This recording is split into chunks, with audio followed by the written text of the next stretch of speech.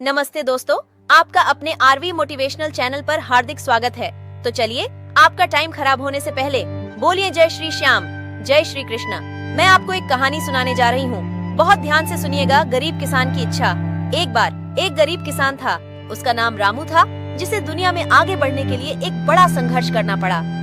हालांकि वह बहुत मेहनत करता था और सावधानी से रहता था, लेकिन उसके लिए साल दर साल पैसे बचाना असंभव था। ऐसा लग रहा था कि पूरे जीवन काल के श्रम के बाद वह अपने जन्म के दिन से बेहतर स्थिति में नहीं था।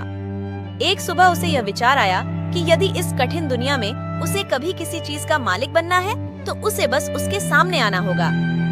और कामना करता था कि एक सुबह वह उठे और अपने ही चूल्हे पर ढेर सारा धन रखे हुए पाए। इस तरह उसे कोई संदेह नहीं होगा कि सौभाग्य उसके लिए ही था।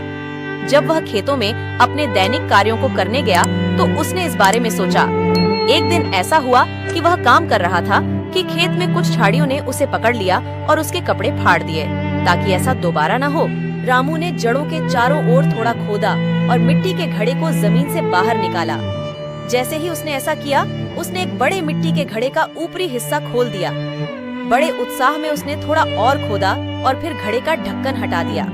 उसने देखा कि एक मिट्टी का घड़ा है जो चांदी सोने के सिक्कों से पूरा भरा हुआ था। पहले तो वह प्रसन्न हुआ, लेकिन कुछ मिनटों के विचार के बाद उसने कहा, ओह, मैं अपने घर में धन की कामना करता था, लेकिन इसके बजाय मुझे यह धन यहाँ खुले मैदान में मिला है। इसलिए मैं इसे नहीं लूंगा, क्योंकि यदि यह मेरे लिए अभिप्रेत होता तो यह निश्चित रूप से मेरे अपने चूल्हे पर प्रकट होता, जैसा कि मैं चाहता था।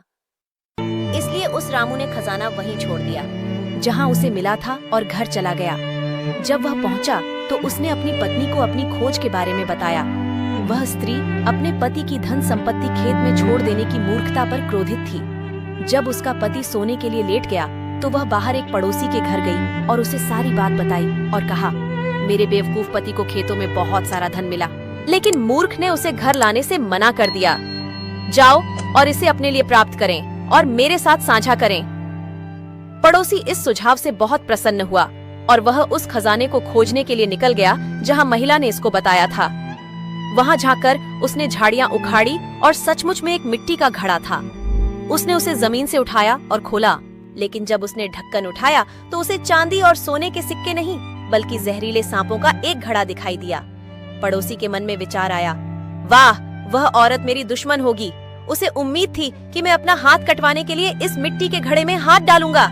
इसलिए उसने ढक्कन बदल दिया और मिट्टी के घड़े को अपने साथ वापस घर ले आया, जैसे उसने उसे पाया था। जब रात हुई तो वह गरीब किसान के घर गया, छत पर चढ़ गया और चिमनी के नीचे जहरीले सांपों का घड़ा खाली कर दिया।